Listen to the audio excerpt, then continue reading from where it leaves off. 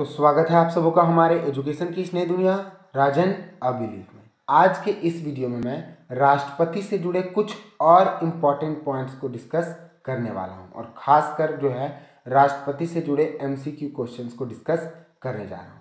अभी मैंने कहा कुछ और एमसीक्यू, यानी कि इससे पहले मैंने आपके साथ पिछले वीडियो में राष्ट्रपति से जुड़े 15 इम्पॉर्टेंट एमसीक्यू क्वेश्चन को डिस्कस किया था और आज के इस वीडियो में भी जो प्रश्न और जो इम्पॉर्टेंट प्रश्न बच गए थे राष्ट्रपति से जुड़े हुए उसे मैं डिस्कस करूंगा। तो चलिए शुरू करते हैं आज के इस वीडियो को। पहले मैं आपको दिखा दूं कि किन 15 प्रश्नों को मैंने पिछले वीडियो में डिस्कस किया था, उसके बाद मैं इस वीडियो को कंटिन्यू करूँगा। तो देखिए ये सारी वो प्रश्न हैं जिसे मैंने पिछले वीडियो में डिस्कस किया और कम्प्लीटली डिटेल्ड में, ठीक है। अगर आप नहीं देखे हैं तो उस वीडियो के लिंक को इस वीडियो के डिस्क्रिप्शन में मैं डाल दूंगा और आप अगर मेरे द्वारा बताए गए राष्ट्रपति को डिस्क्रिप्शन में लक्ष्मीकांत बुक से मैंने पढ़ाया था, अगर आप उसे भी नहीं देखें तो उसके लिंक के वीडियो को, उस वीडियो के लिंक को भी मैं इस वीडियो के डिस्क्रिप्शन में डाल दूंगा, ठीक है। चलिए अब शुरू करते हैं आज का पहला क्वेश्चन। भारत के राष्ट्रपति की तुलना निम्नलिखित में से किससे करना सर्वाधिक उचित है? पहला अमेरिका के राष्ट्रपति, दूसरा ब्रिटेन के सम्राट से, तीसरा श्रीलंका के राष्ट्रपति से और चौथा फ्रांस के राष्ट्रपति से। तो इस प्रश्न का जो उत्तर होगा वो ऑप्शन बी होगा, यानी कि ब्रिटेन के सम्राट से हमारे देश भारत के राष्ट्रपति का तुलना करना सर्वाधिक उचित होगा, क्योंकि हम लोग जानते हैं कि हमारे देश का जो राष्ट्रपति होते हैं, हमारे देश भारत के जो राष्ट्रपति होते हैं, वो सारे के सारे काम जो हैं वो हमारे देश के केंद्रीय मंत्रिमंडल के अनुसार करते हैं।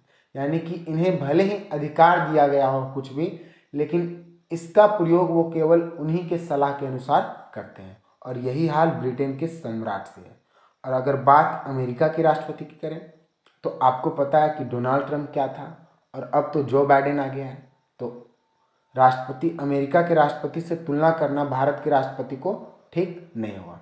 तो इस प्रश्न का जो उत्तर होगा वो ब्रिटेन के सम्राट से सही उत्तर होगा, यानी कि क्वेश्चन नंबर 16 का ऑप्शन बी सही है। नेक्स्ट क्वेश्चन, संघ की कार्यपालिका शक्ति किसमें निहित होती है? 4 ऑप्शन है, प्रधानमंत्री, राष्ट्रपति, उपराष्ट्रपति और लोकसभा अध्यक्ष।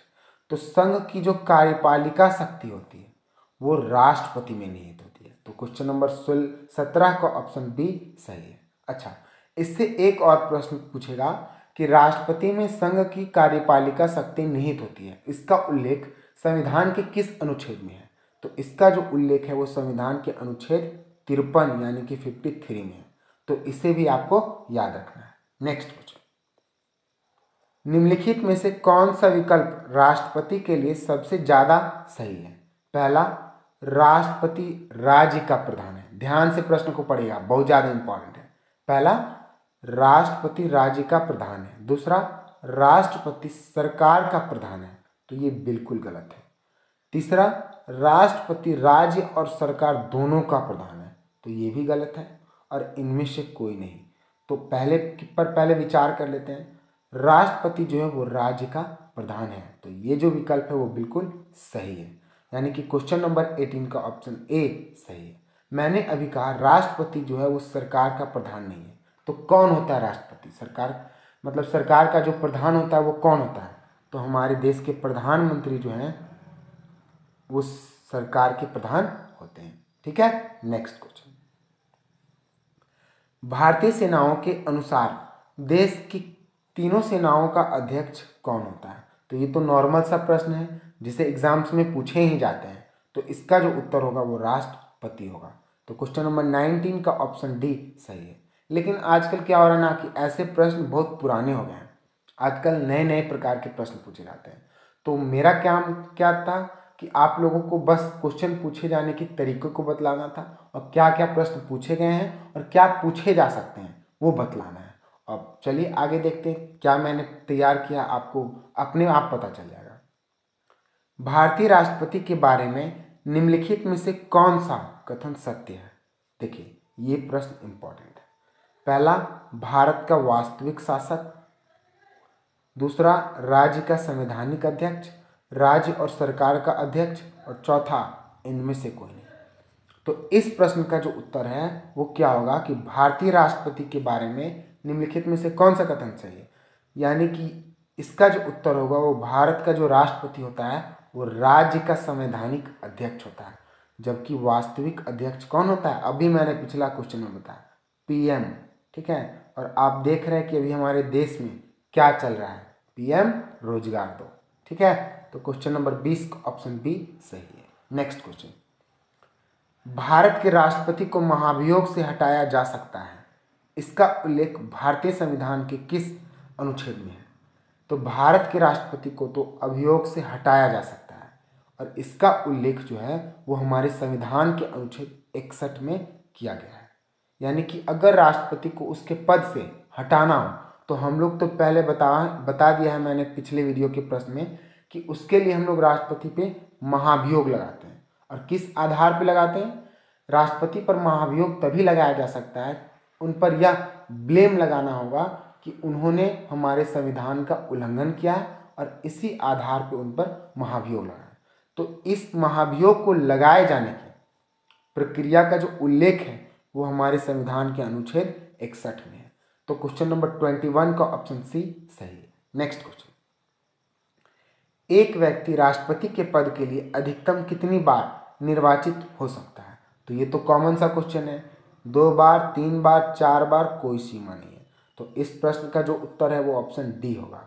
यानी कि हमारे देश भारत में राष्ट्रपति के पद पर स्थित व्यक्ति या फिर जो व्यक्ति राष्ट्रपति के पद पर निर्वाचित होना चाहता है उसके लिए अधिकतम कोई भी निर्वाचित संख्या तय नहीं है। ठीक है, नेक्स्ट क्वेश्चन, राष्ट्रपति के चुनाव के लिए निम्नलिखित में से कौन सी पद्धति का प्रयोग किया जाता है। देखिए ये भी इंपॉर्टेंट क्वेश्चन है, 4 ऑप्शन है, संचयी मत पद्धति, सूची पद्धति, सापेक्ष बहुमत पद्धति और समानुपातिक प्रतिनिधित्व एवं एकल संक्रमणीय मत पद्धति।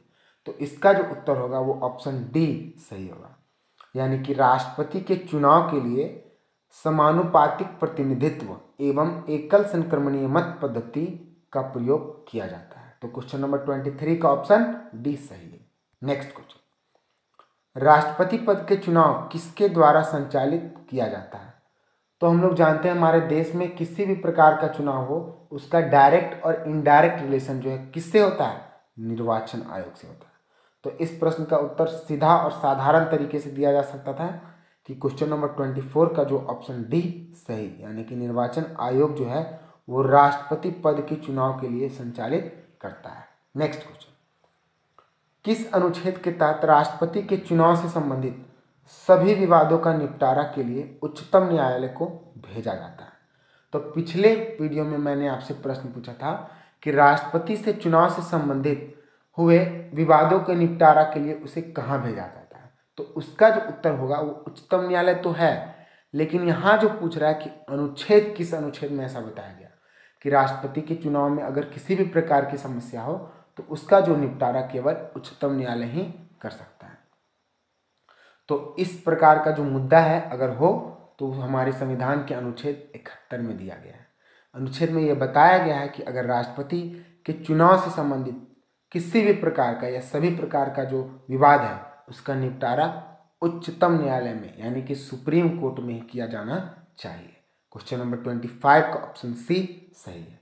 नेक्स्ट क्वेश्चन, राष्ट्रपति पद के उम्मीदवारों को चुनाव प्रचार हेतु कितना समय दिया जाता है। तो इस प्रश्न का उत्तर जो है वो ये नए टाइप का प्रश्न है, तो इसे आपको याद रखना है। इसका जो उत्तर होगा वो 2 सप्ताह होगा। यानी कि अगर कोई व्यक्ति राष्ट्रपति के पद पर नियुक्त होना चाहता है या उसका एक उम्मीदवार है और चुनाव लड़ रहा है राष्ट्रपति के लिए, तो उसे प्रचार के लिए केवल 2 सप्ताह का समय दिया जाएगा।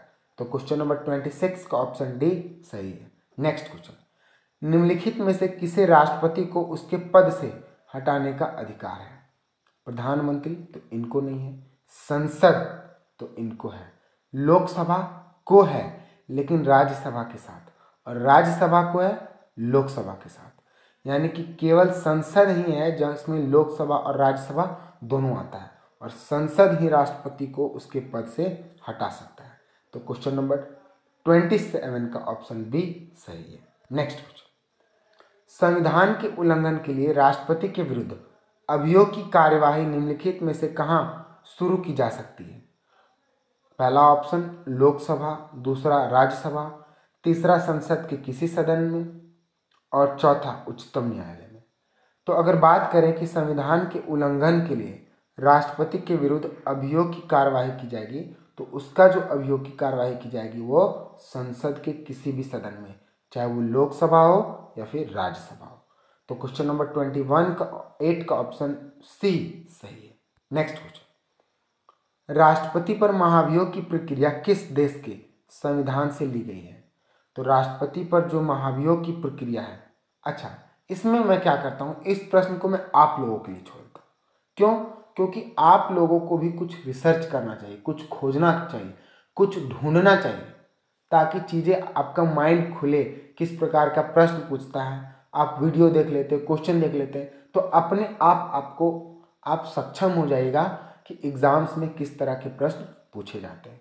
तो आपका जो होमवर्क है आप लोगों के लिए इस वीडियो से क्या करना है कि राष्ट्रपति पर महाभियोग की जो प्रक्रिया है वो किस देश से लिया गया है, उसका उत्तर आपको देना है। ठीक है, नेक्स्ट क्वेश्चन और इस वीडियो का लास्ट क्वेश्चन, क्वेश्चन नंबर 30, राष्ट्रपति पर महाभियोग लगाए जाने की प्रक्रिया शुरू करने से पहले राष्ट्रपति को कितने दिन पहले लिखित सूचना देकर सूचित करना होता है? तो अगर राष्ट्रपति पर महाभियोग लगाया जा रहा हो संसद के किसी भी सदन में, तो संसद के द्वारा राष्ट्रपति को कुल 14 दिन पहले उन्हें सूचित करना होगा कि आप पर अब संविधान के उल्लंघन के कारण महाभियोग लगाया जा रहा है। तो क्वेश्चन नंबर 30 का ऑप्शन बी जो है वो सही है। तो यही हमारे वीडियो का लास्ट क्वेश्चन था। All the best, good luck. और मैं आपको बता दूं कि लक्ष्मीकांत से पूछे गए सारे प्रश्न इंपॉर्टेंट होते हैं। तो मैं आगे के टॉपिक्स को डिस्कस करता हूं, आप लोग रिस्पॉन्स करते रहें। Good luck.